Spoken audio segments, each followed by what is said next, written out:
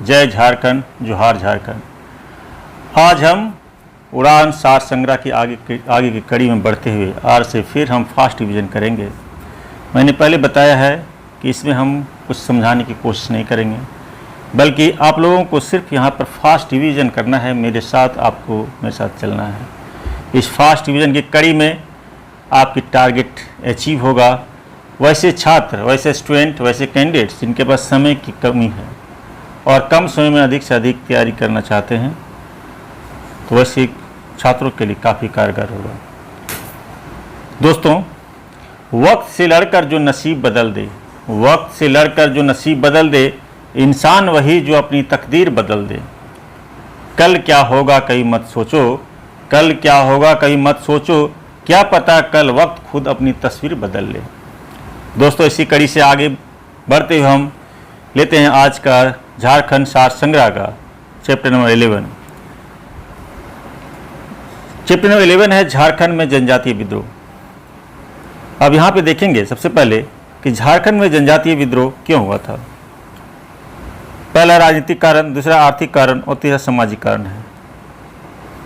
दोस्तों, राजनीतिक कारण की ओर अगर बढ़ते हैं तो सबसे पहले हम लोग देखते हैं यहाँ पर है राजनीतिक कारण क्यों हुआ था। राजनीतिक कारण में आदिवासी क्षेत्रों पर अधिकार का प्रयास, आदिवासी शासकों को नियंत्रित करने का प्रयास, आदिवासी स्वायत्तता पर नियंत्रण का प्रयास, ब्रिटिश नियमों और कानूनों को थोपने का प्रयास और ब्रिटिश कर्मचारियों द्वारा आदिवासियों का शोषण। और उसके आगे है जमींदारों द्वारा आदिवासियों को भड़काया जाना। ये था राजनीतिक कारण के कारण जो है विद्रोह किया गया था। नेक्स्ट है दोस्तों आर्थिक कारण। जमींदारों, साहूकारों द्वारा आदिवासियों का शोषण, अंग्रेजों द्वारा अस्थायी बंदोबस्त लागू करना, अकालों की पुनरावृत्ति का प्रभाव, कृषि संबंधी अन्य समस्याएं। नेक्स्ट है वन कानून, वन कानूनों द्वारा निर्वाह साधनों पर नियंत्रण। इसके आगे बढ़ते हम लोग सामाजिक कारण और सांस्कृतिक कारण की आवश्यकता है। जनजातीय परंपराओं में हस्तक्षेप किया गया और दीकों द्वारा आदिवासियों को हीन समझा जाना, ईसाई धर्म के विस्तार हेतु प्रयास किया गया। तो ये तीन कारण था, सामाजिक, आर्थिक और राजनीतिक कारण, जिसके कारण जो है झारखंड में जनजातीय विद्रोह शुरू हुआ था। इसके आगे की कड़ी में हम लोग बढ़ते हुए देखते हैं। पहला जो विद्रोह हुआ है दोस्तों, ये है ढाल विद्रोह। ढाल विद्रोह का समय है 1767 से 1770 के बीच में। ढाल विद्रोह झारखंड प्रदेश में अंग्रेजों के विरुद्ध प्रथम विद्रोह था। ये ढाल विद्रोह का अर्थ है ढाल राजा के नेतृत्व में संपूर्ण ढाल राज्य की जनता का विद्रोह। अंग्रेजों ने सिंहभूम की दीवानी प्राप्त कर सिंहभूम के क्षेत्रों को अपने अधिकार में ले लिया, जिसके प्रतिक्रिया स्वरूप वहां के लोगों ने विद्रोह कर दिया। इस विद्रोह का प्रारंभ 1767 ईस्वी में सिंहभूम क्षेत्र में हुआ, जो 1777 ईस्वी तक 10 वर्ष तक चला था। ये इस विद्रोह को ढालुओं के अपदस्थ राजा जगन्नाथ ढाल के नेतृत्व में प्रदान कर व्यापक स्वरूप इसको किया गया था। उसके बाद है जगन्नाथ ढाल को अपदस्थ कर अंग्रेजों ने नीमू ढाल को राजा बना दिया था। दोस्तों, ये बहुत इंपॉर्टेंट है कि जगन्नाथ ढाल को अपदस्थ करने के बाद किसको बनाया गया था? तो नीमू ढाल को बनाया गया था। इस विद्रोह को दमन करने के लिए कंपनी ने लेफ्टिनेंट रूक तथा चार्ल्स मैगन को भेजा, परंतु ये अधिकारी विद्रोह को दमन करने में सफल नहीं रहे। 1777 ईस्वी में कंपनी शासन द्वारा जगन्नाथ ढाल को राजा स्वीकार किए जाने के बाद यह विद्रोह समाप्त हो गया। ढालू का राजा बनाए जाने के एवज में जगन्नाथ ढाल द्वारा अंग्रेजों को अधिकतम 4000 रुपये का कर स्वीकार किया। 1780 ईस्वी में इस राशि को बढ़ाकर 4267 रुपये कर दिया गया था। यहाँ पर है 4000 से बढ़ा करके 4267 रुपये कर दिया गया था। झारखंड में अंग्रेजों का प्रथम प्रवेश सिंहभूम में हुआ था। झारखंड में ये भी काफ़ी बार क्वेश्चन पूछा जाता है कि सबसे पहला प्रवेश झारखंड में जो हुआ था वो कहाँ हुआ था? वो सिंहभूम में हुआ था। नेक्स्ट विद्रोह है चुआर विद्रोह। चुआर इसका नाम है। इस विद्रोह का जो समय है वो 1769 से 1805 के बीच में है। इस विद्रोह का मुख्य कारण था अंग्रेज जंगल महल के भूमिजों को चुआर नीची जाति के लोग कहते थे, जिसके कारण इनके विद्रोह का नाम चुआर पड़ा।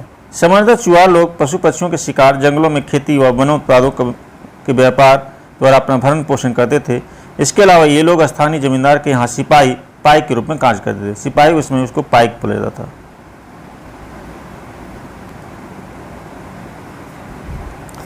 नेक्स्ट है,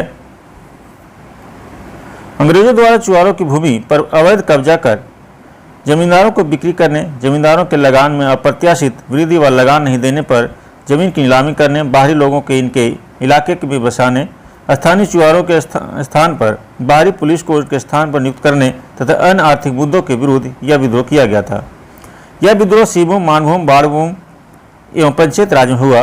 घटवाल, पाइक एवं जमींदार समुदायों के समर्थन के कारण इस विद्रोह को व्यापक रूप धारण कर लिया था। इस विद्रोह में भूमि जनजाति ने बढ़ चढ़कर इसमें हिस्सा लिया था।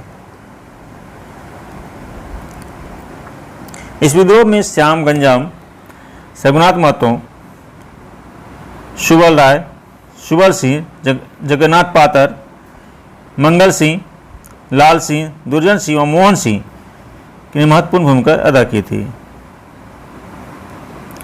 दुर्जन सिंह मानवों तथा बाड़भूम में इस विद्रोह के प्रमुख नेता थे। इस विद्रोह का प्रमुख नारा था, अपना गांव, अपना राज, दूर भगाओ विदेशी राज। यहाँ पर ये काफ़ी इम्पोर्टेंट है। भूमिज विद्रोह का जो हुआ था, इसमें मुख्य रूप से जो भूमिज विद्रोह में ये नारा मुख्य था।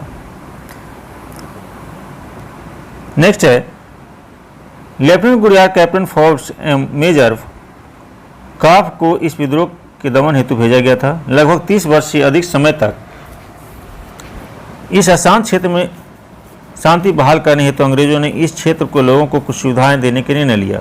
6 मार्च 1800 ईस्वी के एक प्रस्ताव द्वारा जमींदारी घटवारी पुलिस व्यवस्था को पुनर्स्थापित किया गया, जिसके तहत स्थानीय लोगों को पुलिस अधिकारियों के रूप में नियुक्त किया गया करने की व्यवस्था की गई।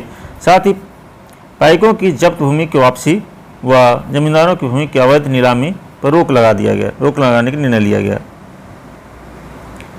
नेक्स्ट है, 1805 ईस्वी में जंगल महल जिला के निर्माण के बाद इस क्षेत्र में पुनः शांति व्यवस्था बहाल की गई। अब है चेरो विद्रोह। चेरो विद्रोह कई चरण में हुआ। सबसे पहले प्रथम चरण में देखते हैं यहाँ पर 1770 से 71 के बीच में पूछा जाता है चेरो विद्रोह कब हुआ था, इसका समय क्या था। 1770 से 1819 के बीच में है। उत्तराधिकारी की लड़ाई में पलामू के चेरो राजा चित्रजीत राय ने अपने दीवान जयनाथ सिंह के साथ मिलकर अंग्रेजों के विरुद्ध विद्रोह कर दिया। इस विद्रोह का मूल कारण अंग्रेजों द्वारा पलामू की राजगद्दी के दावेदार गोपाल राय को समर्थन प्रदान करना था। इस विद्रोह के प्रथम चरण का दमन जयकर कैमूर द्वारा किया गया। चेरो विद्रोहियों को पराजित करने के बाद अंग्रेजों ने पलामू किले पर कब्जा कर लिया तथा 1 जुलाई 1771 ईस्वी को गोपाल राय को पलामू का राजा घोषित कर दिया गया। फिर इसके द्वितीय चरण जो हुआ था 1800 से 1819 के बीच में। इस विद्रोह को दूसरा चरण सन 1800 में भूकन सिंह के द्वारा नेतृत्व किया गया था। इसके कारण चेरो जनजाति के लोगों में ज्यादा कर वसूली तथा पट्टों के पुनः अधिग्रहण के खिलाफ व्याप्त असंतोष था। 1802 ईस्वी में कर्नल जोन्स के नेतृत्व में राजा भूकन सिंह को गिरफ्तार करके फांसी दे दी गई, जिसके बाद यह विद्रोह कमजोर हो गया। यहाँ पर मुख्य रूप से हम देखेंगे भूकन सिंह को जब फांसी दे दिया गया तो यह विद्रोह जो है चेरो विद्रोह जो है कमजोर पड़ गया चरण 2 में। उसके बाद 1819 ईस्वी में अंग्रेजों द्वारा इस विद्रोह को पूरी तरह से दमन करने हेतु जमींदारी पुलिस बल का गठन किया गया। इस विद्रोह को कमजोर करने के लिए जमींदारी पुलिस बल का गठन किया गया था। 1813 ईस्वी में चेरो राजा चूड़ामन राय द्वारा बकाया चुकाने के असमर्थता के कारण उसके राज को नीलाम कर दिया गया। यहाँ पर है किसका राज को किया गया था, राजा चूड़ामन के द्वारा जो है कर नहीं दे पाया।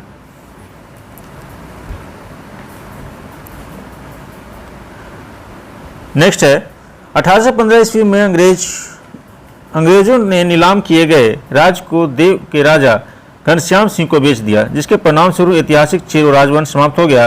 साथ ही घनश्याम सिंह ने जागीरदारों को जमींदारी को भी राजस्व बढ़ाने का उद्देश्य से बेचना प्रारंभ कर दिया। उपरोक्त घटनाओं के परिणाम स्वरूप चेरो जनजाति के लोग, जागीरदार एवं पूर्व के राजा एवं उनके समर्थकों ने सामूहिक रूप से अंग्रेजों के विरुद्ध विद्रोह करने का निर्णय लिया तथा 1817 ईस्वी में अंग्रेजों के विरुद्ध पुनः एक व्यापक विरोध प्रारंभ हो गया।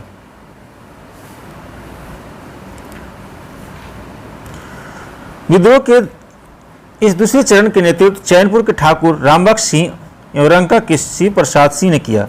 इसका विद्रोह का दमन करने के हेतु अंग्रेजों ने रफसेज को नियुक्त किया, जिसने कई जागीरदारों में विद्रोही नेताओं को गिरफ्तार कर लिया तथा इसके बाद भी विद्रोह को दबाया नहीं जा सका। अंततः 1819 में अंग्रेजों ने पलामू को नीलाम करने के नाम पर अपने अधिकार में इसको ले लिया। पलामू की नीलामी के बाद अंग्रेजों ने इसके शासन की जमींदारी भरदेव के राजा घनश्याम सिंह को सौंप दी। 1819 में चेरों ने घनश्याम सिंह और अंग्रेजों के विरुद्ध पुनः विद्रोह कर दिया। फिर है भोक्ता विद्रोह। भोक्ता विद्रोह 1770 से 1771 के बीच में होता है। यह विद्रोह चेरो विद्रोह के प्रथम चरण के समानांतर प्रारंभ हुआ था तथा उसके पूरक के रूप में संचालित हुआ। इस विद्रोह का नेतृत्व जयनाथ सिंह भोक्ता ने किया था। भोक्ता विद्रोह जो है जयनाथ सिंह भोक्ता ने किया था इसको नेतृत्व। विद्रोह का एक मुख्य कारण कंपनी द्वारा जयनाथ सिंह को पलामू किला छोड़ने संबंधी दिया जाने वाला आदेश था। यद्यपि जयनाथ सिंह कुछ शर्तों के साथ किला छोड़ने का तैयार था, परंतु अंग्रेज द्वारा अनैतिक करार दे रहे थे। परिणामतः जयनाथ सिंह ने कंपनी के विरुद्ध विद्रोह कर दिया। इस विद्रोह में भोक्ता और चेरों ने साथ मिलकर अंग्रेजों से लोहा लिया। जयनाथ सिंह पराजित होकर सरगुजा भाग गया, जिसके बाद अंग्रेजों द्वारा गोपाल राय को राजा घोषित कर दिया गया और विद्रोह समाप्त हो गया।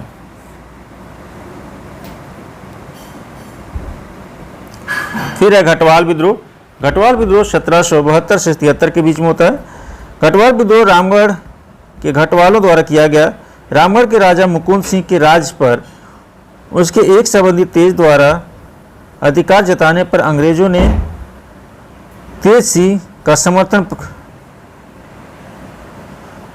किया। परिणामतः अपने राजा मुकुंद सिंह के प्रति अंग्रेजों द्वारा किए गए इस दुर्व्यवहार के विरुद्ध घटवालों ने विद्रोह कर दिया।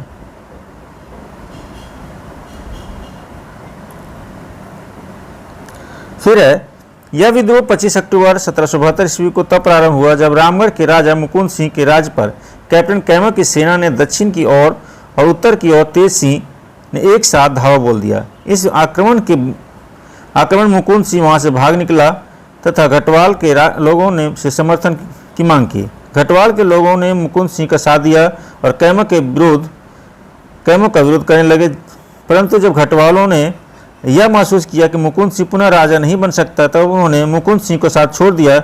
इस प्रकार यह विरोध बिना किसी विस्फोटक स्थिति उत्पन्न किए ही समाप्त हो गया। इस विद्रोह में 6 व चंपा के राजा ने मुकुंद सिंह का साथ दिया। अंग्रेजों ने ठाकुर तेज सिंह को रामगढ़ का शासक घोषित कर दिया।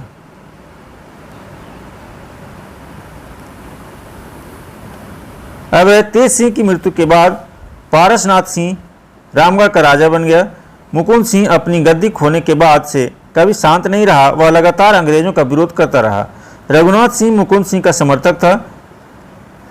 अंग्रेजों ने रघुनाथ सिंह से समझौता करना चाहा, परंतु उसने इनकार कर दिया, जिसके परिणाम स्वरूप एकरमैन और डेनियल के संयुक्त प्रयास से रघुनाथ सिंह को गिरफ्तार कर चटगांव भेज दिया। ये भी काफी इंपॉर्टेंट है, चटगांव भेजा गया था इसका रघुनाथ सिंह को। रामगढ़ में अशांत माहौल के कारण कैप्टन कॉफर्ड ने रामगढ़ की सुरक्षा की जिम्मेदारी सौंपी गई। रामगढ़ में अशांत माहौल के कारण रैयत पलायन करने लगे, जिसे देखते हुए उप कलेक्टर जी डिलास ने सरकार से विनती की कि रामगढ़ के राजा को राजस्व वसूली से मुक्त किया जाए और राजस्व वसूली के लिए प्रत्यक्ष बंदोबस्त की व्यवस्था की जाए। अब होता है पहाड़िया विद्रोह। पहाड़िया विद्रोह का शुरुआत जो है 1772 से 1782 के बीच में हुआ है। पहाड़िया विद्रोह पहाड़ी जनजाति के द्वारा किया गया। पहाड़ी जनजाति के 3 उपजातियां हैं, माल पहाड़िया, सौरिया पहाड़िया और कुमार भाग पहाड़िया। सौरिया पहाड़िया मुख्यतः राजमहल, गोड्डा और पाकुड़ क्षेत्र में निवास करती है। पहाड़िया विद्रोह 4 चरणों में 1772, 1778, 1779, 1781 में घटित हुआ, तो सभी चरणों में इस विद्रोह के कारण भिन्न भिन्न थे। 1772 ईस्वी में यह विद्रोह तब प्रारंभ हुआ जब पहाड़िया जनजाति के प्रधान की नृशंस एवं विश्वासघाती हत्या मनसबदारों ने कर दी। जबकि पहाड़िया जनजाति के लोगों राजमहल क्षेत्र में मनसबदारों के अधीन थे और मनसबदारों से उनके अच्छे संबंध थे। विद्रोह के इस चरण का नेतृत्व रमना आहड़ी ने किया। 1778 ईस्वी में यह आंदोलन जगन्नाथ देव के नेतृत्व में प्रारंभ किया गया। जगन्नाथ देव ने पहाड़ी जनजाति को अंग्रेजों द्वारा प्रदत्त नकदी भत्तों को साजिश करार देते हुए उन्हें अंग्रेजों के विरुद्ध संगठित करने का प्रयास किया। अंग्रेजी सरकार के क्लीवलैंड द्वारा पहाड़ी जनजाति के लोगों को विश्वास में लेने हेतु इस प्रकार का नकदी भत्ता देने की घोषणा की।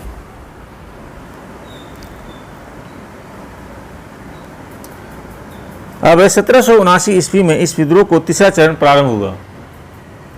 1781-82 ईस्वी में यह विद्रोह महेशपुर की रानी सर्वेश्वरी के नेतृत्व में प्रारंभ किया गया। यह विद्रोह दामी नेको के विरोध में किया गया था। ये जो रानी सर्वेश्वरी है, ये है रानी सर्वेश्वरी है, महेशपुर की रानी थी। ये काफ़ी बार पूछा जाता है कि रानी सर्वेश्वरी कहाँ की रानी थी। 1790 से 1810 के बीच में अंग्रेजों द्वारा इस क्षेत्र में बड़ी संख्या में संथालों को आश्रय दिया गया तथा 1824 ईस्वी में अंग्रेजों द्वारा पहाड़िया जनजाति की भूमि को दामी नेको के नाम देकर सरकारी संपत्ति घोषित कर लिया। उसके बाद है तमार विद्रोह।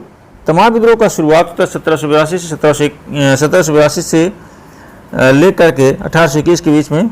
इस विद्रोह का प्रारंभ मुंडा आदिवासियों ने अंग्रेजों द्वारा बाहरी लोगों की प्राथमिकता देने तथा नागवंशी शासकों के शोषण के विरुद्ध तमार क्षेत्र में किया गया था। यह अंग्रेजों के विरुद्ध सबसे लंबा, बृहत्तम और सबसे खूनी आदिवासी विद्रोह था तमार विद्रोह। यह विद्रोह 6 चरणों में हुआ था। पूछा जाता है कौन सा सबसे जो है विरुद्ध लंबा और खूनी आदिवासी विद्रोह था, तो यह तमार विद्रोह था। उसके बाद है इसका प्रथम चरण में सन 1782 से लेकर 83 के बीच में है। सन 1782 में रामगढ़ पंचायत तथा वीरभूम के लोग भी तमार में संगठित होने लगे तथा इस विद्रोह को मजबूती प्रदान की। इसका नेतृत्व ठाकुर भोलानाथ सिंह ने किया था। नागवंशी शासकों द्वारा इस विद्रोह को दबाने का प्रयास किया गया, जिसके प्रतिक्रिया स्वरूप विद्रोहियों ने अधिक आक्रामक रुख अख्तियार कर लिया। साथ ही इस विद्रोह के कुछ जमींदारों को भी समर्थन मिलना प्रारंभ हो गया। अब है सन 1783 ईस्वी के अंत में अंग्रेजी अधिकारी जेम्स कॉफर द्वारा विद्रोहियों को आत्मसमर्पण करने हेतु विवश किए जाने के बाद यह विद्रोह अगले 5 वर्षों के लिए शांत हो गया। उसके बाद द्वितीय चरण, तमार विद्रोह का द्वितीय चरण जो स्टार्ट होता है 1789। 5 वर्षों के बाद 1789 मुंडाओं ने विष्णु मानकी तथा मौजी मानकी के नेतृत्व में कर देने से इनकार कर दिया, जिसके बाद यह विद्रोह पुनः प्रारंभ हो गया फिर से। इस विद्रोह को दबाने हेतु कैप्टन होगन को भेजा गया, जो सफल रहा। पुनः अन्य अंग्रेज अधिकारी लेफ्टिनेंट कूपर को विद्रोह को शांत करने का दायित्व सौंपा गया तथा कूपर ने इस प्रयासों के परिणामस्वरूप विद्रोह को अगले 4 वर्षों तक शांत रहा। और इसके बाद तृतीय चरण 1794 से लेकर 98 के बीच 1794 ईस्वी में यह विद्रोह पुनः प्रारंभ हो गया तथा 1796 ईस्वी में इसने व्यापक स्वरूप को धारण कर लिया। 1796 ईस्वी में राय के राजा नरेंद्र शाही द्वारा अंग्रेजों का साथ दिए जाने के कारण सोना हाथू गांव में आदिवासियों द्वारा नरेंद्र शाही का विरोध किया गया। यह विद्रोह तमार के ठाकुर भोलानाथ सिंह के नेतृत्व में प्रारंभ हुआ था। इसके अतिरिक्त सिल्ली के ठाकुर विश्वनाथ सिंह, बिशुनपुर के ठाकुर हीरानाथ सिंह, बुंडू के ठाकुर शिवनाथ सिंह और आदिवासी नेता रामशाही मुंडा ने इस विद्रोह का प्रमुखता से भाग लिया था। विद्रोहियों द्वारा रिश्तेदार की हत्या किए जाने के बाद राहे के राजा नरेंद्र शाही फरार हो गए। 1798 ईस्वी में कैप्टन लीमन द्वारा इस कई विद्रोहियों तथा कैप्टन बेन द्वारा भोलानाथ सिंह को गिरफ्तार किया गया, जिसके परिणामस्वरूप तमाम विद्रोह कमजोर पड़ गया। अब है चतुर्थ चरण 1807 से 8 के बीच में 807 ईस्वी में दुखन शाही के नेतृत्व में मुंडा जनजाति के लोगों ने पुनः विद्रोह प्रारंभ कर दिया। 1808 ईस्वी में कैप्टन रफसेज के नेतृत्व में दुखन शाही को गिरफ्तार किए जाने के बाद यह विद्रोह शांत हो गया। यहाँ पर पूछा जाता है कि किसको गिरफ्तार करने के बाद जो है तमार विद्रोह शांत पड़ गया, तो दुखन शाही। 5वां चरण है 1810 से 12 के बीच में। 1810 ईस्वी में नावगढ़ के क्षेत्र में जागीरदार बख्तर शाह के नेतृत्व में यह विद्रोह पुनः प्रारंभ हो गया। इस विद्रोह के दमन हेतु अंग्रेजी सरकार द्वारा लेफ्टिनेंट एच ओडोनेल को भेजा गया, जिसने 1812 ईस्वी में नावगढ़ पर हमला कर दिया गया। बख्तर शाह इस हमले से बचकर सरगुजा भाग गया, जिसके बाद यह विद्रोह मंद पड़ गया। अब छठा चरण है 1819 से 21 के बीच में। 1819 ईस्वी में यह विद्रोह पुनः भड़क उठा, जिसके सबसे प्रमुख नेता रुदन मुंडा तथा कुंटा मुंडा थे। यहाँ पे याद रखना दोस्तों, छठा चरण में जो है तमार विद्रोह हुआ, इसके सबसे मुख्य जो नेता थे वो रुदन मुंडा और कुंटा मुंडा। इसके अतिरिक्त इसमें दौलत राय मुंडा, मंगल राय मुंडा, गाजी राय मुंडा, मुची राय मुंडा, भद्रा मुंडा, झुलकारी मुंडा, टेपा मानकी, शंकर मानकी, चंदन सिंह, धुनसा सरदार आदि भी भाग लिया था।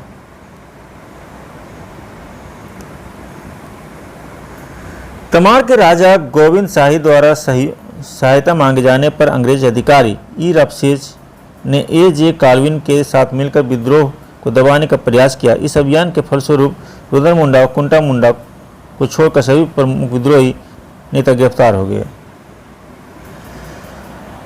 जुलाई 1820 में रुदन मुंडा व मार्च 1821 में कुंटा मुंडा गिरफ्तार होने के साथ ही यह विद्रोह समाप्त हो गया। दोनों ये जो है गिरफ्तार हो गए। अब यहाँ पे दोस्तों देखते हैं यहाँ पे तमार विद्रोह के विभिन्न चरणों में जो संक्षिप्त विवरण इसके बारे में देखते हैं। सबसे पहले 1782-83 में जो प्रथम चरण हुआ था, ठाकुर भोलानाथ सिंह व मुंडा समूह इसका प्रमुख नेता थे। दमनकर्ता मेजर जेम्स कॉफर्ड था। सेकेंड चरण जो हुआ 1789 में विष्णु मानकी और मौजी मानकी इसका नेतृत्व करता थे। लेफ्टिनेंट कूपर द्वारा इसको दमन किया गया था। थर्ड चरण जो तीसरा चरण है 1794 से 98 के बीच में है, इसका नेतृत्व करता ठाकुर भोलानाथ सिंह और कैप्टन लीमन व वैन के द्वारा इसको दमन किया गया था। चौथा चरण जो है ये 1807 से 1808 के बीच में दुखन शाही मुंडा के द्वारा कैप्टन रफसेज के द्वारा इसको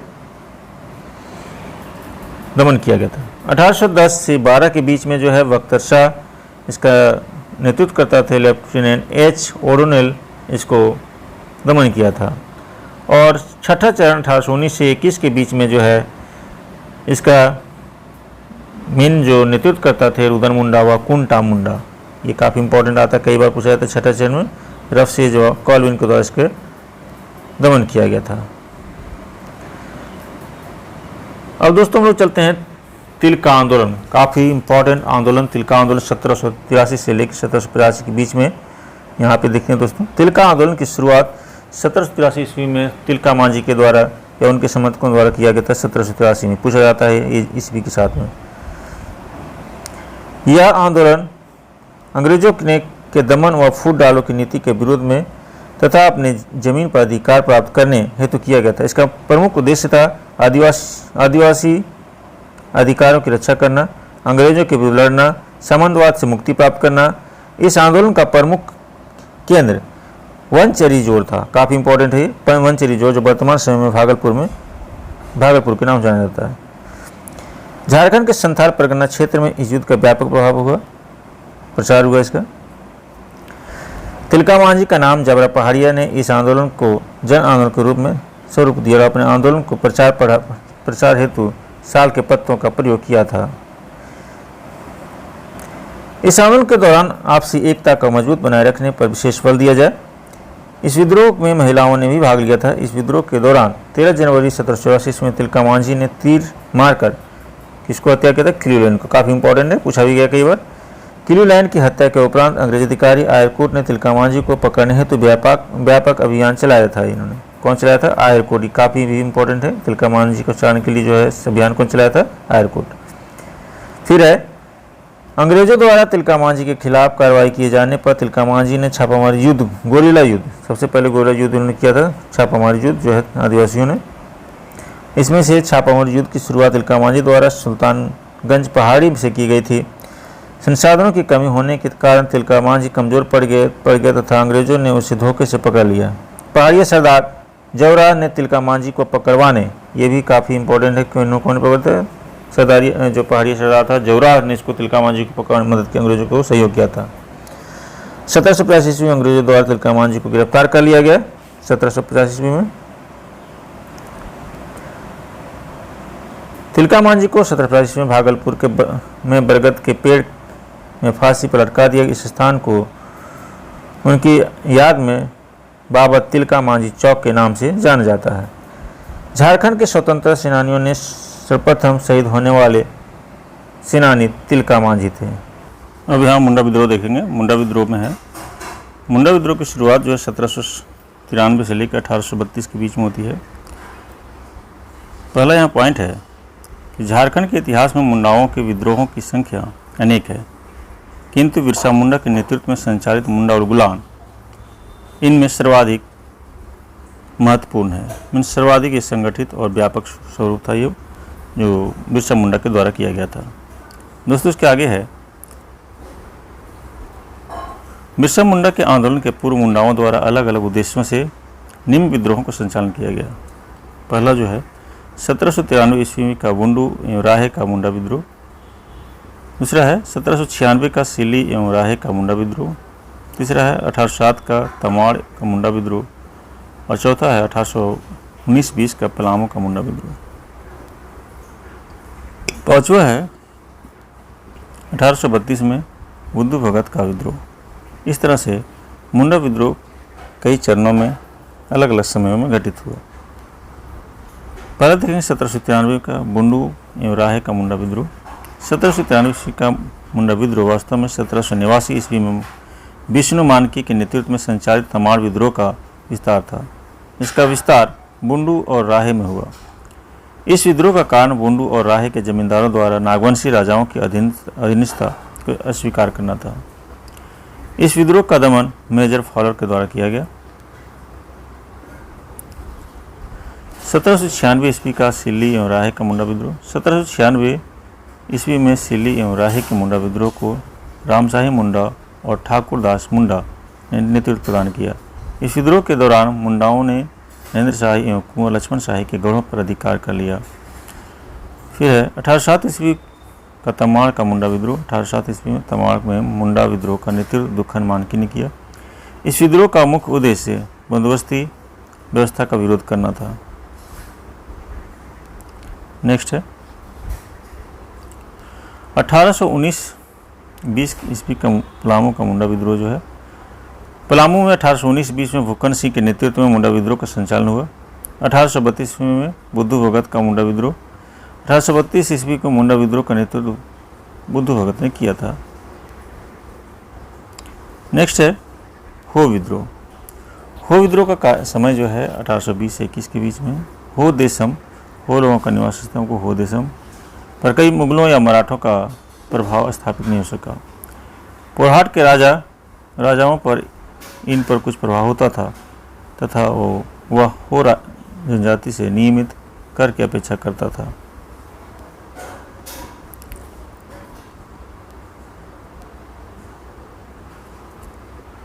हो जनजाति के लोग स्वतंत्रता प्रिय व लड़ाका स्वभाव के थे तथा ये राजा को नियमित कर का भुगतान नहीं करते थे। पोरहाट के राजा जगन्नाथ सिंह ने हो जनजाति के लोगों पर प्रत्यक्ष नियंत्रण स्थापित करने के उद्देश्य से 1820 ईस्वी में मेजर रफसेज की एक सेना के साथ हो देशम में प्रवेश किया, जिसके परिणामस्वरूप हो जनजाति के लोगों ने पोरहाट के राजा व अंग्रेजों के विरुद्ध विद्रोह कर दिया। फिर चाईबासा के निकट 1820 ईस्वी में रोरो नदी के किनारे अंग्रेजों व हो लोगों के विरुद्ध एक युद्ध हुआ, जिसमें मेजर रफसेज की सेना ने हो जनजाति के विद्रोह को दमन कर दिया। इस दमन के बाद हो देशम के उत्तरी क्षेत्र के लोगों ने पोरहाट के राजा को कर देना स्वीकार कर लिया, परंतु दक्षिणी भाग के लोगों ने कर देने से मना कर दिया तथा उपद्रव मचाना शुरू कर दिया। विवश होकर पोरहाट के राजा ने पुनः मेजर रफसेज की सहायता मांगी। रफसेज ने 1821 ईस्वी में कर्नल रिचर्ड के नेतृत्व में एक बड़ी सेना दक्षिणी भाग के हो लोगों को नियंत्रित करने हेतु भेजा, जिसका 1 माह तक हो लोगों ने सामना किया। अंग्रेजों के विरुद्ध सफलता सुनिश्चित होने की संभावना छीन देकर हो लोगों ने अंग्रेजों की अधीनता स्वीकार करने तथा राजा व जमींदारों के प्रति हल 8 आना प्रति हल 8 आना वार्षिक कर देना स्वीकार किया। बाद में पुनः हो लोगों ने अंग्रेजों के खिलाफ मोर्चा खोला तथा 1831-32 ईस्वी के कोल विद्रोह में बढ़ चढ़ कर हिस्सा लिया। अब 1831-32 का कोल विद्रोह काफ़ी इम्पोर्टेंट विद्रोह है। कोल विद्रोह झारखंड का प्रथम सुसंगठित तथा व्यापक जनजातीय आंदोलन था, अतः झारखंड में हुए विभिन्न जनजातीय विद्रोहों में इसका विशेष स्थान है। इस विद्रोह के प्रमुख कारण निम्नलिखित थे। पहला जो कारण है, लगान की उच्च दरें तथा लगान नहीं चुका पाने की स्थिति में भूमि से मालिकाना हक की समाप्ति, अंग्रेजों द्वारा अफीम की खेती हेतु आदिवासियों को प्रताड़ित किया जाना, जमींदारों व जागीरदारों द्वारा कोलों का अमानवीय शोषण व उत्पीड़न।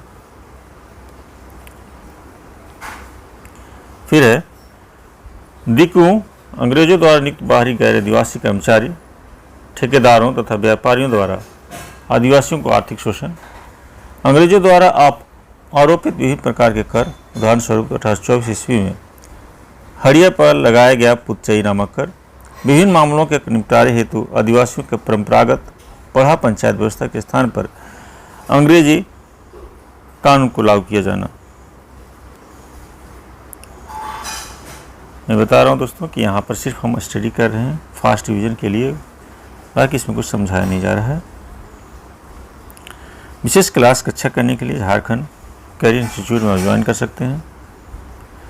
नेक्स्ट है, इस विद्रोह के प्रारंभ से पूर्व सोनपुर परगना के सिंदराय मानकी के 12 गांवों को जमीन छीनकर सिखों को दे दी गई तथा सिखों ने सिंगरई के 2 बहनों को अपहरण कर उसकी इज्जत लूट ली। इस प्रकार सिंहभूम के बंदगांव में जफर अली नामक मुसलमान ने सुरगा मुंडा की पत्नी का अपहरण कर उसकी इज्जत लूट लिया था। इन घटनाओं के परिणाम स्वरूप सिंदराय मानकी व सुरगा मुंडा के नेतृत्व में 700 आदिवासियों ने उन गांवों पर हमला कर दिया जो सिंदराय से छीन लिए गए थे। इस हमले की योजना बनाने हेतु तमाड़ के लंका गांव में एक सभा का आयोजन किया गया, जिसका व्यवस्था बंदगांव के बिंद्राय मानकी ने की थी। इस हमले के दौरान विद्रोहियों ने जफर अली के गांव पर हमला कर दिया तथा जफर अली व उसके 10 आदमी को मार डाला। यह विद्रोह 1831 ईस्वी में प्रारंभ होने के अत्यंत तीव्रता से छोटानागपुर खास, पलामू, सिंहभूम एवं मानभूम के क्षेत्र तक प्रसारित हो गया। अब है कोल विद्रोह के विभिन्न क्षेत्रों के प्रमुख नेता व दमनकर्ता, मीन्स अलग अलग क्षेत्रों में जो विद्रोह हुए वहाँ पे उसके कौन प्रमुख नेता थे और उसके उस समय अंग्रेज के द्वारा जो दमन किया गया था वो अंग्रेज की तरफ से कौन कौन इन विद्रोहों को दमन किया था। पहला छोटानागपुर खास, सिंदराय मानकी सोनपुर परगना, बुद्धू भगत सिली। इसका दमन करता था कैप्टन विल्किंसन और कैप्टन इम्पे। बहादुर सिंह मुंडा सिंदरी, लखीदास कांची। इसका दमन करता था कैप्टन माल्टवी और कैप्टन जॉनसन। फिर मोहन सिंह, गोठुल मुंडा, जीतराय मुंडा आदि। इसका दमन करता था कैप्टन हॉर्सवर्ग, मेजर ब्लैक हॉल आदि। नेक्स्ट है पलामू, दुखन शाही, चंवर सिंह बरियातू, सुरजन सिंह। इसका दमन करता था लेफ्टिनेंट कर्नल हार्टरे, लेफ्टिनेंट मार्च। फिर हारिल सिंह व हुकुम सिंह जेरू आदि। इसका दमन करता था कैप्टन एंड्रूज, लेफ्टिनेंट हैमिल्टन आदि। नेक्स्ट है सीमू, सुरगा मुंडा व बिंद्राय मानकी, बंदगांव दसई मुंडा व कार्तिक सरदार, कुचांग मोहन मानकी, सुया मुंडा, गोदरपिरी शुगा मानकी। इसका दमन करता यहाँ पर है Colonel Bowen, Major Black Hall इत्यादि। मानवों में विभिन्न भूमि सरदार था, इसमें इसका दमन करता था HP रसेल, हॉर्सफोर्ड आदि। दोस्तों यहाँ पर है इस विद्रोह के मुंडा, हो, चेरो, खरवार आदि जनजातियों का भी व्यापक समर्थन प्राप्त था। हजारीबाग में बड़ी संख्या में अंग्रेज सेना की मौजूदगी के कारण यह क्षेत्र इस विद्रोह से पूर्णतः छूता रहा। इस विद्रोह के प्रचार हेतु प्रतीक चिन्ह के रूप में तीर का प्रयोग किया गया था। इस विद्रोह के प्रमुख नेता बुद्धू भगत सिली निवासी अपने भाई पुत्र तथा 150 साथियों के साथ विद्रोह के दौरान मारे गए। बुद्धू भगत को कैप्टन इम्पे ने मार दिया। बुद्धू भगत को अंग्रेज अधिकारी कैप्टन विल्किंसन ने रामगढ़, बनारस, बैरकपुर, दानापुर तथा गोरखपुर के अंग्रेज सेना की सहायता से इस विद्रोह का दमन करने का प्रयास किया।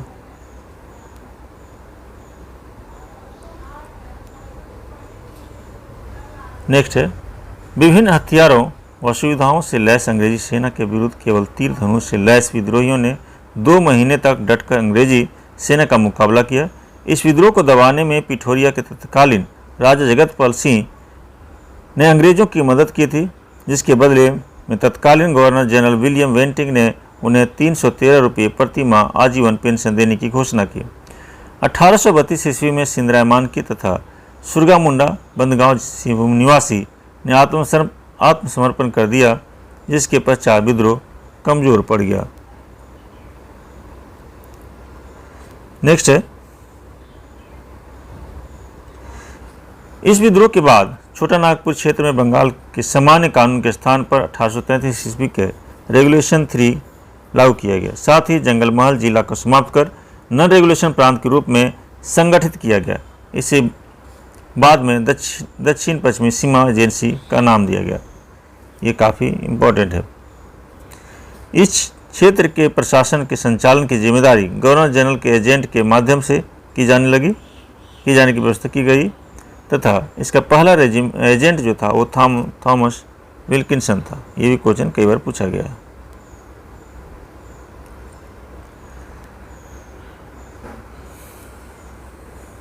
इस क्षेत्र के प्रशासन के संचालन की जिम्मेदारी गवर्नर जनरल के एजेंट के माध्यम से की जाने की व्यवस्था की गई तथा इसका पहला एजेंट थॉमस विल्किंसन को बनाया गया। इस विद्रोह के बाद मुंडा मानकीय शासन प्रणाली को भी वित्तीय व न्यायिक अधिकार दिए गए।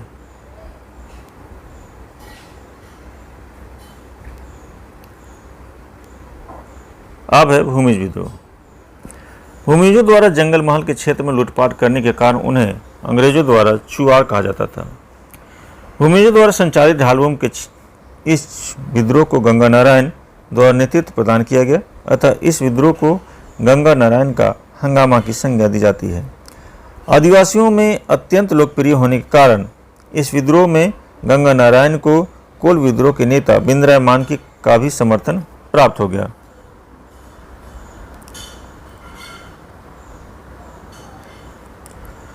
सत्रह ईस्वी में अंग्रेजों द्वारा उत्तराधिकार के नियमों की उपेक्षा कर गलत तरीके से गंगा गोविंद सिंह को बाड़भूम का राजा नियुक्त किया गया। पूर्व में भी अंग्रेजों ने उत्तराधिकार के नियमों की उपेक्षा करके लक्ष्मण सिंह के स्थान पर रघुनाथ सिंह को राजा नियुक्त किया गया था। वह लक्ष्मण सिंह को जेल में डाल दिया गया था, जहां उसकी मृत्यु हो जाती है।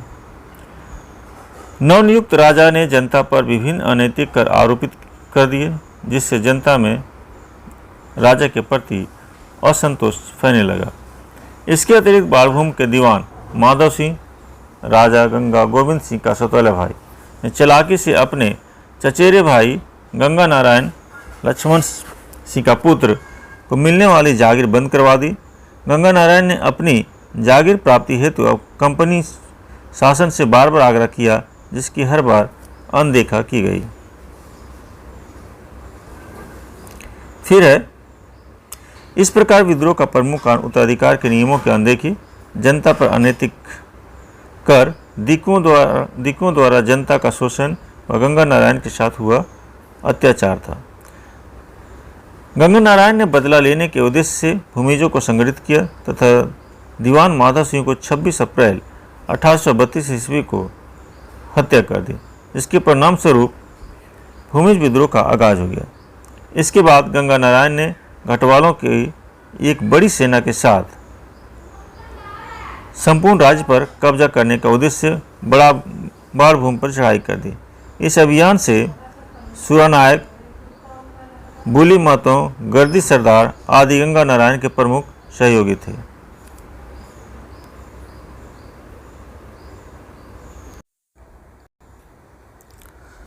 इस अभियान के दौरान गंगा नारायण ने बड़े पैमाने पर उपद्रव मचाया तथा मई 1832 ईस्वी में रसेल के नेतृत्व वाली तथा नवंबर 1832 में ब्रेडन व ट्रीमर के नेतृत्व वाली अंग्रेजी सेना पर सफलतापूर्वक हमला कर दिया।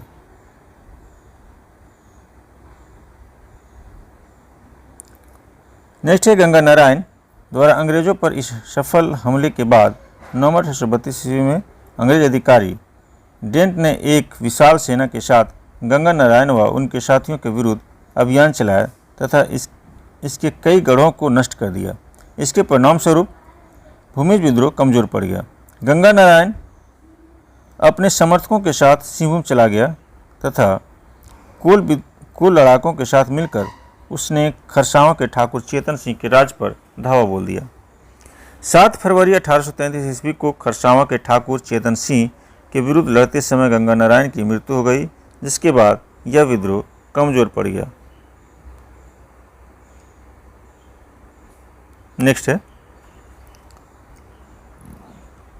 खरसावां के विद्रोह चेतन सिंह ने गंगा नारायण का सर काटकर कैप्टन विल्किंसन को भेज दिया। इसके बदले ठाकुर चेतन सिंह को इनाम स्वरूप 5000 रुपये मिले। गंगा नारायण की मृत्यु के साथ इस विद्रोह का अंत हो गया। इस विद्रोह का प्रसार मुख्य रूप से सिंहभूम व बीरभूम क्षेत्र था।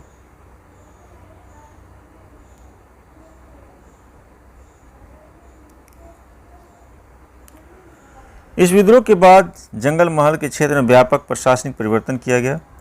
1833 ईस्वी के रेगुलेशन 13 के तहत राजस्व नीति में परिवर्तन किया गया तथा जंगल महल जिला को समाप्त कर दिया गया। अब मुख्य विद्रोह के रूप में है संथाल विद्रोह 1855-56। इस विद्रोह को हुल विद्रोह, संथाल हुल, सिद्धू खानों का विद्रोह इत्यादि के नाम से जाना जाता है। जनजातीय भाषा में हुल का अर्थ क्रांति, बगावत होता है। इस विद्रोह को संथाल परगना की प्रथम जन क्रांति भी कहा जाता है। कार्ल मार्क्स ने संथाल विद्रोह को भारत की प्रथम जन क्रांति की संज्ञा दी जाती है। इसे मुक्ति आंदोलन के नाम से भी जाना जाता है।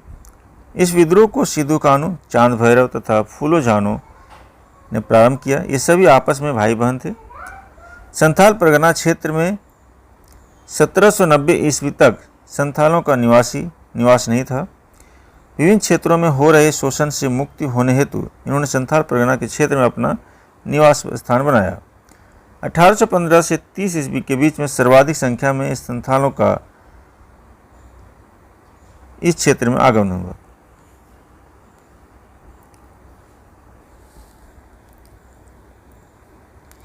इस क्षेत्र में बसे संथालों को धीरे धीरे विभिन्न प्रकार के शोषण प्रारंभ हो गया। जमींदारों द्वारा लगान की ऊंची दरें, महाजनों द्वारा अत्यधिक ब्याज दर पर ऋण, संथाल महिलाओं के साथ दुर्व्यवहार, ब्रिटिश सरकार, पुलिस व न्याय व्यवस्था द्वारा संथालों का शोषण आदि इसके विभिन्न स्वरूप थे। इसके अतिरिक्त भागलपुर से बर्धमान के बीच में रेल लाइन बिछाने हेतु संथालों को बेगार करने हेतु विवश किया गया तथा बेगार करने से मना करने पर उन्हें शारीरिक दंड दिया गया। इस विद्रोह का प्रारंभ 1855 ईस्वी में होता है, जब संथालों ने अंग्रेजी उपनिवेशवाद तथा अंग्रेजों व गैर आदिवासियों के शोषण के खिलाफ संघर्ष छेड़ने का निर्णय लिया। विद्रोह के प्रारंभ से पूर्व एक स्थानीय शाहकारों ने अपने घर में मामूली चोरी के आरोप में दीधी थाने के दारोगा महेशलाल दत्त की सहायता से संथालों को गिरफ्तार करवा दिया तथा जेल में विजय माझी नामक एक संथाल की मौत हो गई। एक संथाल के आक्रामक रुख दिखाते हुए दारोगा की हत्या कर दी गई, जिसका सभी संथालों में समर्थन प्राप्त किया। इसके बाद है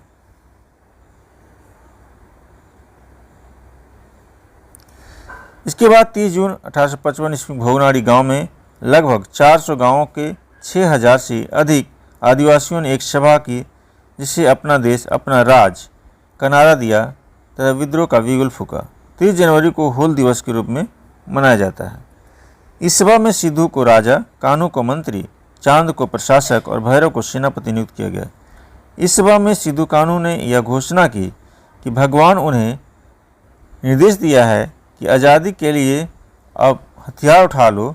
इसके साथ ही उन्होंने भविष्यवाणी की कि अब विदेशी शासन का अंत होने वाला है तथा अंग्रेज और उनके समर्थकों गंगा पार लौटकर आपस में लड़ मरेंगे।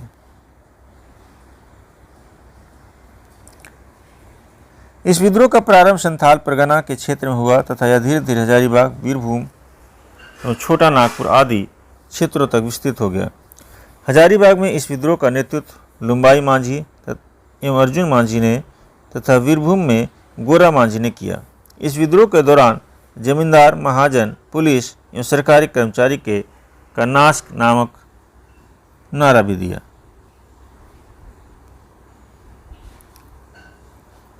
नेक्स्ट है, इस विद्रोह का दमन करने हेतु 7 जुलाई 1855 ईस्वी को जनरल डायट के नेतृत्व में सेना की एक टुकड़ी भेजी, परंतु सेना का मेजर बारो संथालों के युद्ध में पराजित हो गया। 16-17 सितंबर 1855 ईस्वी को सुंदरा व रामा मांझी तथा मुचिया कोमना जेला के नेतृत्व में लगभग 3000 विद्रोहियों ने कई स्थानों या गांवों पर कब्जा कर लिया।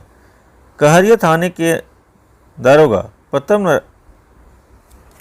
प्रताप नारायण की हत्या कर दी गई। इसके बाद ब्रिटिश सरकार ने 13 नवंबर 1855 ईस्वी को उपद्रव वाले इलाकों में मार्शल लॉ लागू कर दिया।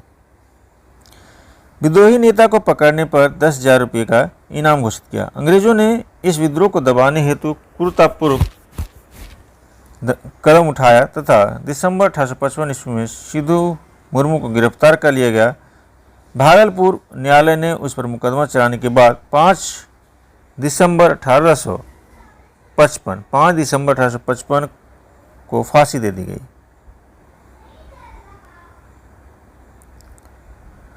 नेक्स्ट है, इसके बाद चांद व भैरव को बड़हैत में अंग्रेजों ने गोली मार दी। फरवरी 1856 ईस्वी में कान्हू भी पकड़ा गया था। उसे 23 फरवरी 1856 को ही अपने ही भोगनाड़ी गांव के ठाकुरबाड़ी परिसर में फांसी से लटका दिया गया। इस विद्रोह को दबाने में अंग्रेजी अधिकारी कैप्टन अलेक्जेंडर, लेफ्टिनेंट थॉमसन एवं लेफ्टिनेंट रीड ने महत्वपूर्ण भूमिका निभाई। इस विद्रोह में 50,000 से अधिक संथाली पुरुष महिलाओं ने भागीदारी की, जिसमें से 15,000 से अधिक लोग मारे गए। इस विद्रोह के प्रचार संथाल परगना के अलावा हजारीबाग नेतृत्वकर्ता जुबाई मांझी व अर्जुन मांझी व वीरभूम नेतृत्वकर्ता गोरा मांझी क्षेत्र में था।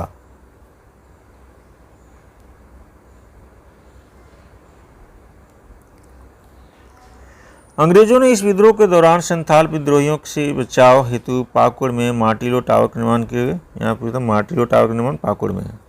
संथाल विद्रोहियों ने पाकुड़ की रानी क्षेमा सुंदरी से इस विद्रोह के दौरान सहायता मांगी। यहाँ पर पाकुड़ की रानी है क्षेमा सुंदरी।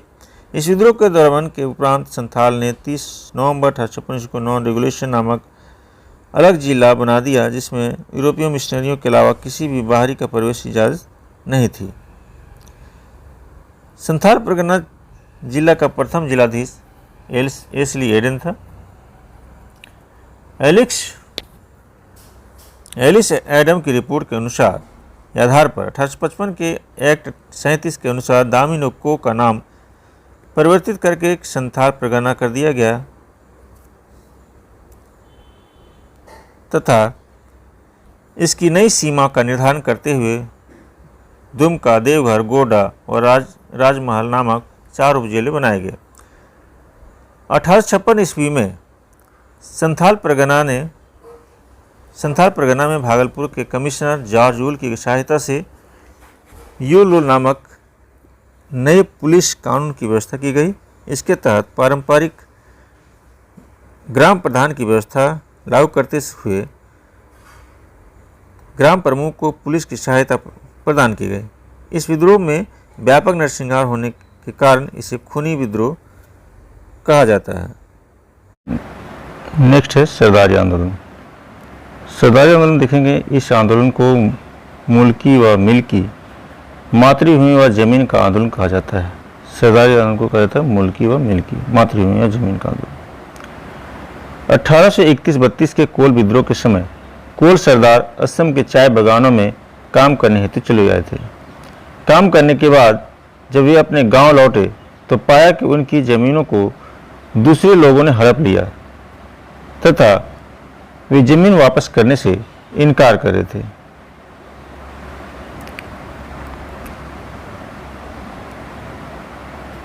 नेक्स्ट है, इसी हड़पे गए जमीन को वापस पाने हेतु कोल सरदारों ने लगभग 40 वर्षों तक आंदोलन किया। साथ ही बलात् शर्म लागू करना तथा बिचौलियों द्वारा गैर कानूनी ढंग से किराए में वृद्धि करना भी इस आंदोलन का कारणों में शामिल था। इस आंदोलन में कोल सरदारों को उरांव व मुंडा जनजाति का भी समर्थन प्राप्त हुआ। अलग अलग उद्देश्यों के आधार पर इस आंदोलन के 3 चरण परिलक्षित होते हैं। प्रथम चरण भूमि आंदोलन के रूप में 1858 से 81 ईस्वी तक है। द्वितीय चरण पुनर्स्थापना आंदोलन के रूप में 1881 से 90 ईस्वी तक है तथा तृतीय चरण राजनीतिक आंदोलन के रूप में 1890 से 95 ईस्वी तक के बीच में है। अब हम लोग प्रथम चरण में देखते हैं यहाँ पर 1858 से 1881 के बीच में। यह चरण अपने हड़पी गई भूमि को वापस पाने से संबंधित था, अतः इसे भूमि आंदोलन कहा जाता है। यह आंदोलन छोटा नागपुर खास से शुरू हुआ तथा दोईसा, खुखरा, सोनपुर और वसिया इसके प्रमुख केंद्र थे। इस आंदोलन का तेजी से प्रसार होने के परिणाम स्वरूप सरकार द्वारा भूयरी उरांवों की जमीन कास्त के सर्वेक्षण हेतु लाल लोकनाथ की जिम्मेदारी प्रदान की गई। इस सर्वेक्षण के आधार पर सरकार ने भूमि की पुनः वापसी हेतु 1869 में छोटा नागपुर टेन्यूर्स एक्ट को लागू कर दिया। इस कानून में पिछले 20 वर्षों में रैयतों से छीनी गई भूयरी व मंझेस भूमि जमींदारों की भूमि को वापस लौटाने का प्रावधान था।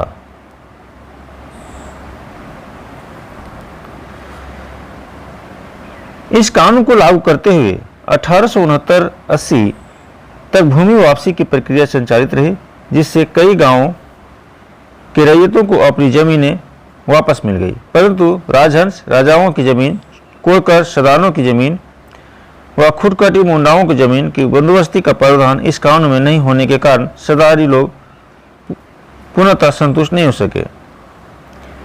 द्वितीय चरण 1881 से 90 के बीच शुरू होता है। आंदोलन के इस चरण का मूल उद्देश्य अपने पारंपरिक मूल्यों को फिर से स्थापित करने का था, अतः इसे पुनर्स्थापना आंदोलन कहा जाता है। नेक्स्ट हम तृतीय चरण की ओर बढ़ते हैं। तृतीय चरण में 1890 से 95 के बीच में है। इस चरण में आंदोलन का स्वरूप राजनीतिक हो गया। आदिवासियों ने अपनी हड़पी गई जमीनें वापस पाने हेतु विभिन्न ईसाई मिशनरियों, वकीलों आदि से बार बार सहायता मांगी, परंतु सहायता के नाम पर इन्हें हर बार झूठा आश्वासन दिया गया। परिणामतः आदिवासी इनसे चिढ़ने लगे। ब्रिटिश शासन द्वारा दिकुओं और जमींदारों का साथ देने के कारण आदिवासियों का अंग्रेजी सरकार पर भी भरोसा नहीं रहा। परिणामतः आदिवासियों ने 1892 ईस्वी में मिशनरियों व ठेकेदारों को मारने का निर्णय लिया, परंतु मजबूत नेतृत्व के अभाव में वे इस कार्य में सफल नहीं हो सके।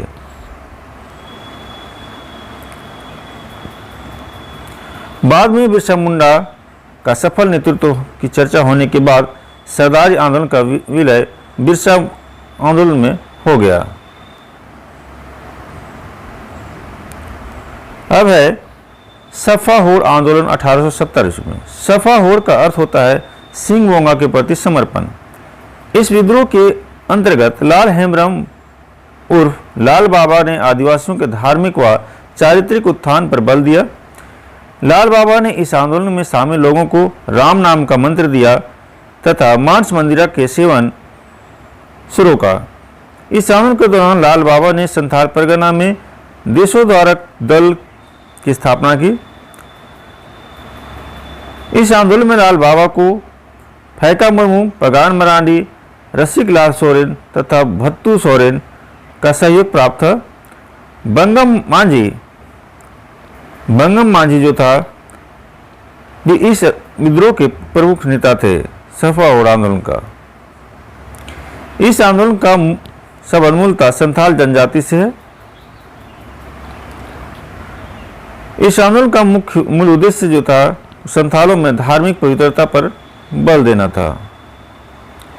अब है खरवार आंदोलन 1874। खरवार संथालों की ही एक उपजाति है तथा ये प्राचीन काल को अपना स्वर्ण युग मानते थे। यूँ अपने मूल्यों को पुनः स्थापित करना चाहते थे। इस प्रकार परंपरागत मूल्यों को पुनर्स्थापना हेतु यह एक जनजातीय सुधारवादी आंदोलन था। इस आंदोलन के दौरान एकेश्वरवाद व सामाजिक सुधार पर विशेष जोर दिया गया।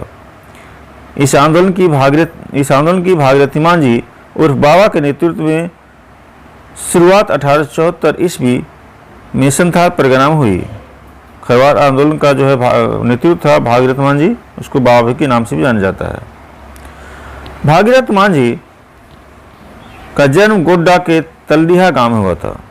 भागीरथ मांझी का नेतृत्व प्रदान किए जाने के कारण इसे भागीरथ मांझी का आंदोलन कहा जाता है। आंदोलन के दौरान भागीरथ मांझी ने स्वयं को बौसी गांव का राजा घोषित किया तथा ब्रिटिश सरकार जमींदारों को कर नहीं देने को अपील करते हुए खुद लगान प्राप्त करने की व्यवस्था की। इस आंदोलन के दौरान जनजातीय लोगों में सुधार हेतु निम्न विचारों का प्रचार प्रसार किया गया। सूर्य एवं दुर्गा का उपासना के अतिरिक्त अन्य किसी भी देवी देवता की उपासना को परित्याग किया गया। सुअर, मुर्गा, हड़िया व नाचने गाने का परित्याग किया गया था। नेक्स्ट है सिद्धू कान्हू। संथाल विद्रोह के नेता के जन्म स्थल को तीर्थ स्थल के रूप में मान्यता खरवार आंदोलन में दिया गया। संथाल विरोधियों का प्रतिकार तथा उपपंथों की संख्या को 12 तक सीमित कर दिया गया। उपासकों को सफाहोर समर्पण के प्रति उपासना करने वाले, भिक्षुक, बावजिया उदासीनता के साथ उपासना करने वाले, मेल बरागर बेमन की उपासना करने वाले में वर्गीकरण किया गया। यहाँ 3 रूप में उपासकों, सफाहोर जो समर्पण के साथ पूजा करने वाले, भिक्षुक जो उदासीनता के साथ, और मेल बरागर बेमन के उपासना के लिए। इस आंदोलन की व्यापकता को देखते हुए अंग्रेज सरकार ने भागीरथ मांझी एवं उनके सहयोगी ज्ञान प्रगणित को गिरफ्तार कर लिया।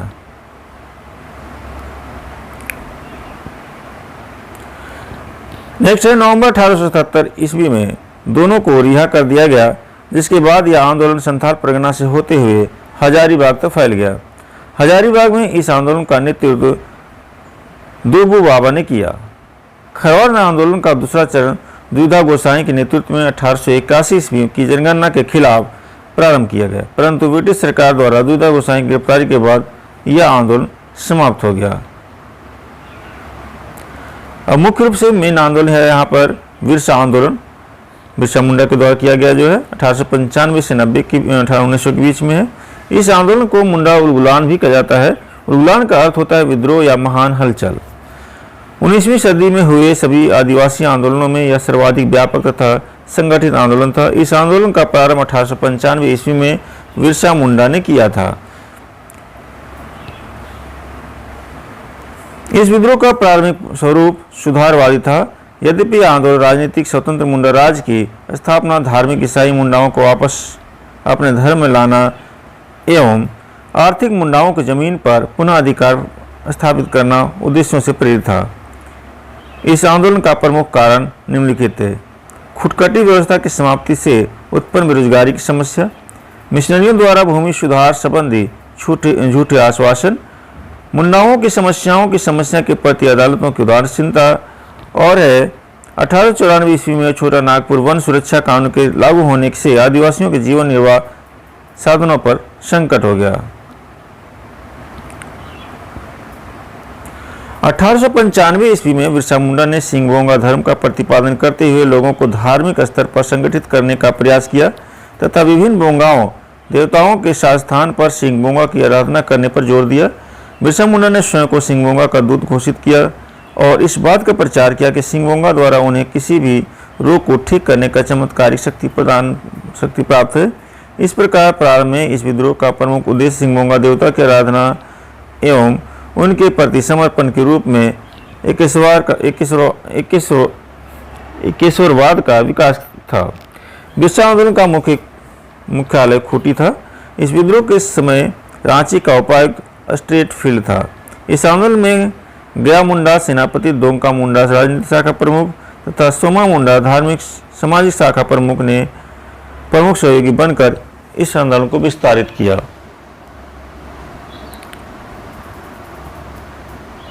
बिरसा मुंडा के आंदोलन में गया मुंडा की पत्नी मनकी मुंडा ने महत्वपूर्ण भूमिका अदा की थी। मुंडा आंदोलन के समय कंटोंग बाबा कंटोंग नामक गीत प्रमुख था। ये गीत है कंटोंग बाबा कंटोंग। साथ ही इस आंदोलन के दौरान अबुआ राज एटा जेना महारानी राज टुंडू मीन्स ये होता है कि अबुआ राज एटे जाना महारानी राज टुंडू, अब मुंडा राज प्रारंभ हो गया है तथा महारानी का राज समाप्त हो गया है का ऐलान किया गया। इस विद्रोह के दौरान बिरसा मुंडा को 2 बार डोंडा कारागार रांची में बंदी बनाकर रखा गया। पहली बार 24 अगस्त 1895 से 30 नवंबर 1897 तक अंग्रेज अधिकारी मेस द्वारा गिरफ्तारी, ब्रिटिश सरकार के खिलाफ षड्यंत्र के आरोप में गिरफ्तारी। दूसरी बार है 3 फरवरी 1900 से 9 जून 1900 तक के बीच में। पहली बार गिरफ्तार किए जाने के बाद 30 नवंबर 1897 को महारानी विक्टोरिया के हीरक जयंती के अवसर पर बिरसा मुंडा को रिहा कर दिया गया था। रिहा होने के पश्चात बिरसा मुंडा ने पुनः लोगों को संगठित करना शुरू किया तथा गांव-गांव घूमकर लोगों को हथियारबंद करना प्रारंभ कर दिया। 24 दिसंबर 1899 ईस्वी को बिरसा मुंडा ने डुमारू मुरू में आयोजित एक सभा में अंग्रेजों के विरुद्ध विद्रोह करने का ऐलान किया तथा 25 दिसंबर 1899 को वास्तविक रूप से विद्रोह प्रारंभ कर दिया। 25 दिसंबर 1899 को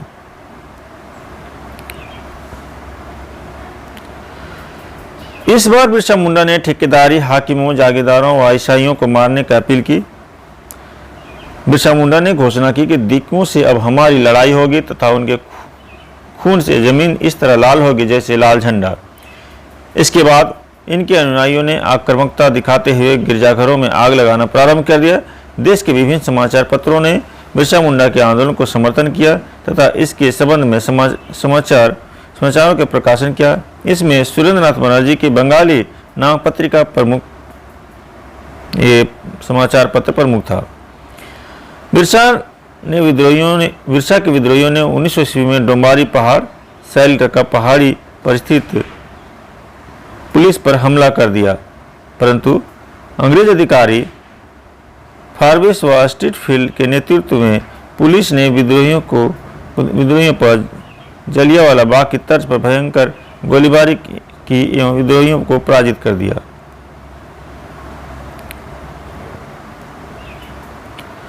बिरसा मुंडा को पकड़वाने हेतु अंग्रेजों ने 500 रुपये का इनाम घोषित किया था। बंदगांव के जगमोहन सिंह के शागिर्द वीर सिंह महली के कहने पर अंग्रेजों द्वारा 3 मार्च 1900 को चक्रधरपुर के जमकोपाई जंगल में सोते समय बिरसा मुंडा को गिरफ्तार कर लिया गया। 9 जून 1900 ईस्वी को रांची जेल में हैजा की बीमारी से बिरसा मुंडा की मृत्यु हो गई। इस आंदोलन में शामिल 300 मुंडा विद्रोहियों पर ब्रिटिश सरकार ने मुकदमा चलाया, जिसमें से 3 को फांसी की सजा दी गई एवं 44 को आजीवन कारावास की सजा दी गई। इसके अलावा 47 लोगों को कड़ी से कड़ी सजा दी गई, जिसमें से गया मुंडा की पत्नी मनकी मुंडा को 2 वर्ष की जेल सजा सुनाई गई। इसी आंदोलन के परिणाम स्वरूप 1902 ईस्वी में गुमला को और 1903 ईस्वी को खूंटी को अलग अनुमंडल बनाया गया व नए न्यायालयों की स्थापना की गई। इसके अतिरिक्त रांची जिले का सर्वेक्षण कराया गया एवं वेगारी पर प्रतिबंध लगाने की व्यवस्था की गई। इसी विद्रोह के प्रभाव स्वरूप 11 नवंबर 1908 ईस्वी को छोटा नागपुर काश्तकारी अधिनियम CNT एक्ट पारित किया गया। इस कानून के तहत सामूहिक काश्तकारी व्यवस्था खुदकटी को पुनः लागू किया गया तथा बंधुआ मजदूरी पर प्रतिबंध के साथ साथ लगान की दरों में कटौती की गई। बिरसा मुंडा के आंदोलन अपने मूल उद्देश्य मुंडा राज की स्थापना को पाने में तो असफल रहा, परंतु इसने पृथक झारखंड के निर्माण हेतु आधारशिला तैयार कर दी। नेक्स्ट है ताना टाना भगत आंदोलन 1914। ताना भगत आंदोलन का प्रारंभ जतरा भगत के नेतृत्व में 21 अप्रैल 1914 ईस्वी में गुमला में हुआ था। ताना भगत का आंदोलन जो है गुमला में शुरू हुआ था 21 अप्रैल 1914 को। इस आंदोलन को बिरसा मुंडा के आंदोलन का विस्तार माना जाता है।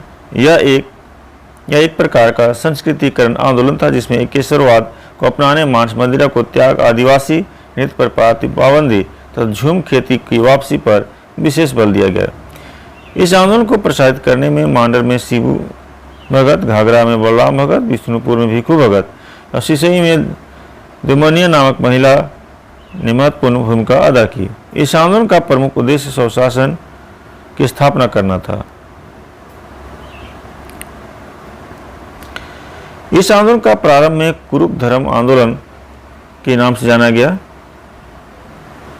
जो कुरुक या उराव जनजाति का मूल धर्म है। 1916 ईस्वी में जतरा भगत को गिरफ्तार करके 1 वर्ष की सजा दी गई, परंतु बाद में उसे शांति बनाए रखने की शर्त पर रिहा कर दिया गया।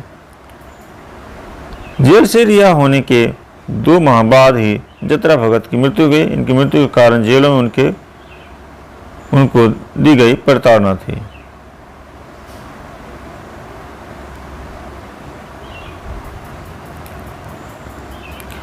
मांडर में इस आंदोलन के नेतृत्वकर्ता शिबू भगत द्वारा टाना भक्तों को मांस खाने की स्वीकृति प्रदान की गई, जिसके परिणाम स्वरूप टाना 2 भागों में विभक्त हो गया। इसमें से मांस खाने वाले को जुलाहा और शाकाहारी वर्ग को अरवा चावल खाने वाले का नाम दिया गया। धार्मिक आंदोलनों के रूप में प्रारंभ में यह आंदोलन बाद में राजनीतिक आंदोलन का परिवर्तित हो गया। 1916 ईस्वी के अंत तक इस आंदोलन का विस्तार रांची के साथ साथ पलामू तक फैल गया। ताना भक्तों ने पलामू के राजा के समक्ष स्वशासन प्रदान करने, राजा का पद समाप्त करने, भूमि कर को समाप्त करने तथा समानता की स्थापना की मांग रखी। राजा ने इस मांगों को अस्वीकृत कर दिया, जिसके कारण टाना भक्तों व राजा के समक्ष तनाव की स्थिति उत्पन्न हो गई।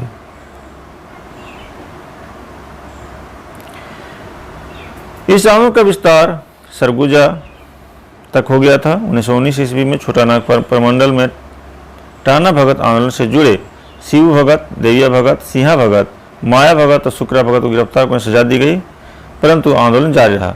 दिसंबर 19 ईस्वी में तुरिया भगत एवं जीतू भगत ने चौकीदारी कर एवं जमींदारों को मालगुजारी नहीं देने का आह्वान किया। यह आंदोलन पुनः अहिंसक था तथा ताना भक्तों ने इस आंदोलन के तृतीय चरणों में महात्मा गांधी ने सविनय अवज्ञा आंदोलन में महत्वपूर्ण भूमिका दिया। 1921 ईस्वी में सविनय अवज्ञा आंदोलन में ताना भक्तों ने सिद्धू भगत के नेतृत्व में भाग लिया था। इस दौरान ताना भक्तों ने शराब की दुकानों पर धरना, सत्याग्रह एवं प्रदर्शनों में अपनी भागीदारी आदि द्वारा सविनय अवज्ञा आंदोलन को मजबूत किया। महात्मा गांधी से प्रभावित होकर ताना भक्तों ने चरखा व खादी वस्त्रों का अनुसरण किया। महात्मा गांधी के अनुसार ताना भगत उनके सबसे प्रिय अनुयायी थे। ताना भक्तों ने कांग्रेस के 1922 ईस्वी में गया अधिवेशन व 1923 ईस्वी में नागपुर अधिवेशन में भाग लिया था। यह विशुद्ध गांधीवादी तरीके से लड़ा गया पहला आदिवासी अहिंसक आंदोलन था। विशुद्ध रूप से ये गांधीवादी तरीके से यह आंदोलन टाना भगत आंदोलन था। 1930 ईस्वी में सरदार पटेल द्वारा वादोली में कर न देने का आंदोलन चलाया गया था, जिससे प्रभावित होकर टाना भक्तों ने इस सरकार को कर देना बंद कर दिया। 1940 ईस्वी में रामगढ़ अधिवेशन में ताना भक्तों ने महात्मा गांधी को 400 रुपये उपहार स्वरूप प्रदान किए थे। 1948 ईस्वी में रांची जिला ताना भगत पुनर्वास परिषद अधिनियम को पारित किया गया। अब है हरि बाबा आंदोलन 1931। यह आंदोलन हरि बाबा उर्फ दुकाहो के नेतृत्व में सिंहभूम क्षेत्र में चलाया गया था। यह एक प्रकार का शुद्धि आंदोलन था। इस आंदोलन का मुख्य उद्देश्य वो जनजाति के लोगों को बाहरी अत्याचारों से बचाने हेतु संगठित करना था। इस आंदोलन में वारकेला क्षेत्र के भूता गांव निवासी सिंगराई हो, बड़ा हाथू क्षेत्र के बामिया हो तथा गाड़िया क्षेत्र के हरी दूला व बिरजो हो ने बढ़ चढ़कर हिस्सा लिया। इस आंदोलन के दौरान सरना धर्म को व्यापक प्रचार प्रसार किया। यह आंदोलन की भी गांधी जी के विचारों से प्रभावित था। हरि बाबा आंदोलन।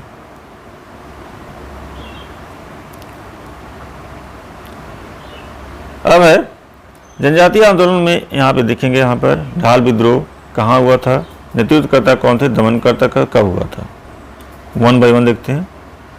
सबसे पहले ढाल विद्रोह ढालपुर में हुआ था। अवधि इसका 1767 से 77 के बीच में। नेतृत्वकर्ता जगन्नाथ ढाल था। दमनकर्ता लेफ्टिनेंट रुक और कैप्टन मार्गन। चुआर विद्रोह सिंहभूम में हुआ था 1769 से 1805 के बीच में है। रघुनाथ महतो, श्याम सिंह, श्यामगंजम। इसका दमनकर्ता था लेफ्टिनेंट गुडियार, मेजर काफर। नेक्स्ट है चेरो विद्रोह का पलामू में संबंधित क्षेत्र था। 1770 से 1818 के बीच में। चित्रजीत राय इसका नेतृत्वकर्ता जयनाथ सिंह थे। दमनकर्ता कैप्टन जैकब कैमक। फिर नेक्स्ट भोक्ता विद्रोह, ये हुआ था पलामू में। शुरुआत इसका 1770 से 71 जयनाथ सिंह द्वारा। कैमक जैकब कैमक, कैप्टन जैकब कैमक। फिर घटवाल विद्रोह रामगढ़ में हुआ था। यह है 1772-73 में विभिन्न घटवाल सरदार के द्वारा इसका नेतृत्व करता गया था, कैप्टन जैकब कैमक। फिर है पहाड़िया विद्रोह संताल परगना 1782 में जगन्नाथ देवी और सर्वेश्वरी, महारानी सर्वेश्वरी के द्वारा यहाँ पे नेतृत्व करता गया था। या ये जो है क्लीवलैंड के द्वारा।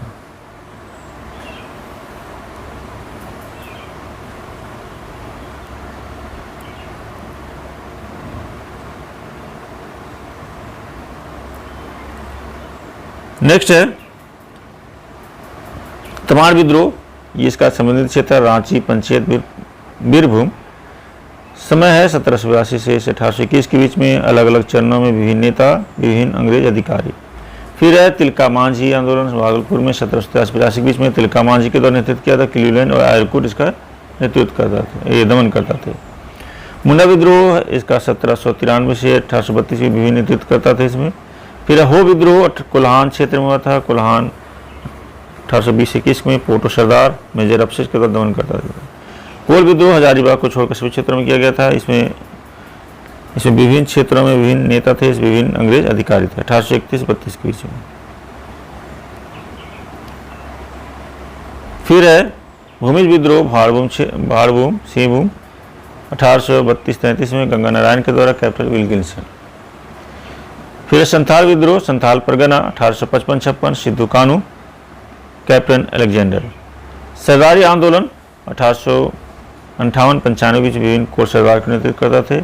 सपावड़ा आंदोलन 1870 में लाल हेमब्रम। खरवाड़ आंदोलन संथाल परगना 1874 भागीरथ मांझी।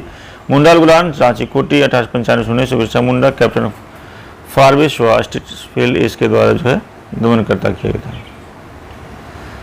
फिर है ताना भगत आंदोलन 1914 जत्रा भगत के द्वारा। हरि बाबा आंदोलन जो है ये था सिंहभूम 1931 हरि बाबा दुखाहो इसका नेतृत्व कर रहा था। दोस्तों यहाँ पर हमने जो पढ़ा वो फास्ट डिवीजन के साथ जो है झारखंड में विभिन्न जनजातियों के द्वारा जो आंदोलन किया गया था, यह जो चैप्टर आपको काफ़ी कारगर होगा और हम फास्ट डिवीजन की ओर आगे बढ़ रहे हैं।